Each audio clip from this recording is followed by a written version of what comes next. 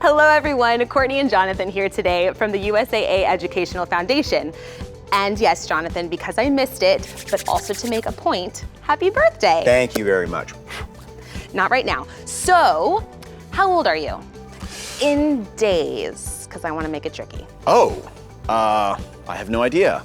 And even if I did, what exactly does this have to do with investing strategies, which is what we're supposed to be talking about today? Hang with me, Jonathan. I promise it'll make sense in a minute. I know it's a crazy question. I mean, you'd probably answer in years instead of days, right? Well, sure. Years definitely makes more sense. Can't say I know anyone who expresses their age in days. So yeah, crazy question. Well, that's the same kind of crazy that people use when they measure their investment performance in days, weeks, or even months instead of years or decades. I get it now. When it comes to investing, you need the right perspective. Nice. See, I told you I had a point to make. And it was a great one.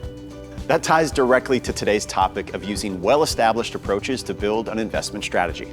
Since you kicked us off with that one, I'll take the next one, which is to diversify. Now, to get right to the point, don't put all your eggs in one basket. If you put all your money into a single investment or just a few, and they don't perform well, you could be in trouble. Instead, consider spreading out your risk. That's actually a great segue to our next tip, which is to avoid chasing returns. But what does that even mean? Chasing returns means you are only focused on investing in the biggest gainers. And this chart can help explain why that's usually not a good idea. What you see here is the performance of certain asset classes from highest to lowest over the last 6 years. Notice any patterns? If you don't see one, you're right. There is no pattern. In fact, some of the best performers one year are among the worst performers the next year.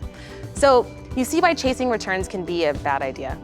Now, our last tip is to dollar cost average when investing your money. And it's my turn to take a slight but very connected tangent to make a point.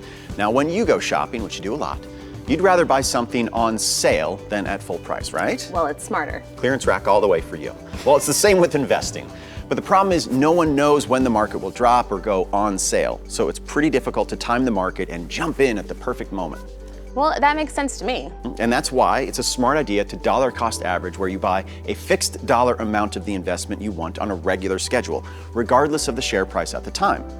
You'll buy more shares when the price is lower, less shares when the price is higher, and you won't have to second guess whether now is the right time to buy. Who wants to make guesses when you're talking about money? To bring everything together, the market is always going to move up, down, and sideways, and there's no way to know in advance when it will do any of those things, or how much it will when it does. That's right. And remember, with investing, there are never any guarantees. That said, building an investment strategy that incorporates these tips we just covered can give you a better chance to succeed.